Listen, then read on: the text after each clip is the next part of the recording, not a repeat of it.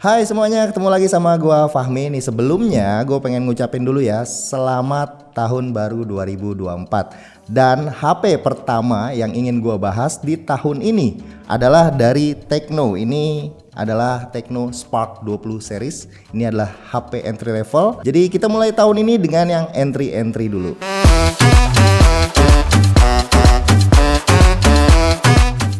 Sesuai segmennya, HP entry level Tecno Spark 20 ini harganya nggak sampai 2 juta, kurang lebih nih ya, tepatnya 1749 juta aja. Dan untuk yang 20C ini lebih murah lagi ya, 1,2 juta. Nah kemarin itu ada promo malah bisa di bawah 1 juta. Biarpun harganya yang murah tapi bisa ngasih experience yang menarik, yaitu speakernya yang udah 2 speaker. Ada fitur DTS double speaker, ini yang pertama ya buat segmen entry level.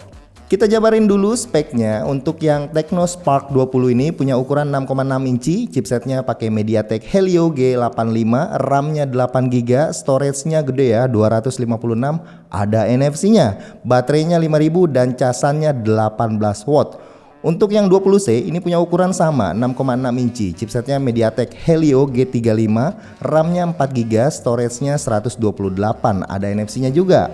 Punya baterai 5000 dan ngecasnya 18 watt juga. Ini sama ya, keduanya udah pakai USB yang Type C. Masuk kita ke HP-nya dengan desain yang cukup simpel dengan metode ATM, amati, tiru, modifikasi. Nah ini bener nih, jangan ATM jadinya tuh amati, tiru, terus mengklaim. Oke, balik lagi ke HP-nya. Ini udah boba banget. Tampilan belakangnya ini iPhone banget dengan frame kamera yang mirip plek ketuplek. Ini yang atas beneran ya, kameranya 50 megapiksel. Terus yang di bawahnya ini adalah lensa auxiliary buat dep-depan gitulah. Dan satu laginya ini adalah bulletin flash yang menyerupai kamera. Lucu ya, pengen gua ketawain tapi speknya bagus sesuai sama harganya. Dengan harga 1,8 jutaan ya lebih baik HP ini. Looksnya dari belakang itu mirip. Lihat ke depan ini ada face unlock yang mirip juga ya sama Dynamic Island. Kamera depannya juga punch hole kayak flagship Android. Ya daripada beli HP HDC ya lebih baik beli HP ini. Secara spek udah jelas bagus, garansinya juga jelas dan Androidnya juga jelas. Jadi secara software ini terdaftar ya resmi dan pastinya nggak diisi macam-macam modifikasi kayak HP HDC itu. Modifikasi kayak icon, menu dan segala macam supaya mirip iPhone. Kita kan nggak tahu apakah aplikasi itu bervirus atau enggak. So secara desain meski gue kurang suka sebenarnya dimirip-miripin sama iPhone ya, apalagi bagian kamera belakangnya. Cuman banyak orang yang mungkin ingin kelihatan kayak pakai iPhone. Jadi kita harus kasih sedikit lah apresiasi karena mereka berhasil ngasih spek yang cukup oke dengan harga yang cukup murah. Ke bagian performanya ya namanya HP entry kita nggak bisa berharap banyak sih, sekedar cukup nyaman digunain aja itu udah sesuatu banget. Displaynya pakai panel LCD IPS beresolusi 720 dengan nama beken HD+. Refresh rate-nya juga udah 90 Hz, tapi gue merasa nggak sesmooth itu ya, masih berasa kayak di bawah 90 Hz. Ini sih emang perasaan gue aja atau gimana ya, ya intinya kayak di bawah 90 Hz. Kalau dipakai buat nonton konten multimedia kayak YouTube itu udah bisa ngasih warna yang cukup oke. Ditambah lagi nih HP ini punya speaker udah di atas sama di bawah alias stereo. Jadi dipakai buat nikmatin konten udah bikin nyaman. Ke bagian performa dengan setup MediaTek Helio G85 dan RAM 8GB gua langsung tes benchmark Antutu, dapetin skor 256 ribuan. Skor yang oke lah buat main game kayak Mobile Legends atau PUBG dengan settingan yang standar itu udah cukup aja. Yang terpenting adalah sanggup buat dipakai main game, apalagi yang casual ya kayak Clash Royale. Nah bahkan gua tes PUBG ini juga udah support untuk gyroscope-nya. Jadinya ini lumayan banget. Lanjut kita ke kameranya. Sebenarnya kadang suka mikir kapan ya gitu HP entry level dapat kamera yang proper ya, seenggaknya punya 2 kamera normal sama ultra wide. Kita nggak perlu tinggi-tinggi resolusinya.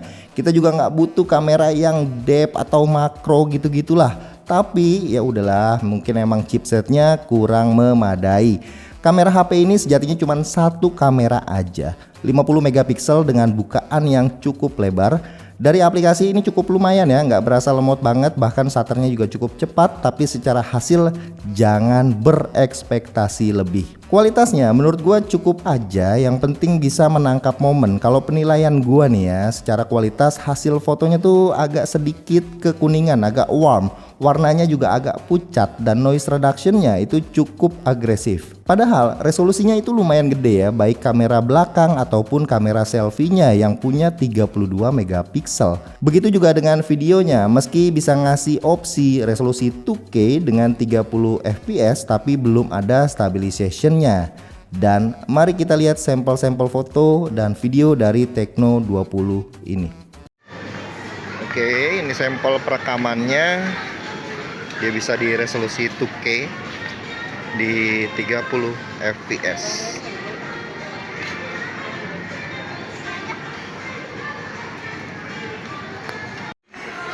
Dan kalau ini di 1080 30 fps. Lagi lihat-lihat apa? Hot Wheel. Ini belanjaan siapa? Oh, ada di keranjang. Dan kamera depannya juga sama ya, bisa up to ke resolusi di 2K 30 fps, dan ini rekaman dalam kondisi yang indoor, lumayan bisa.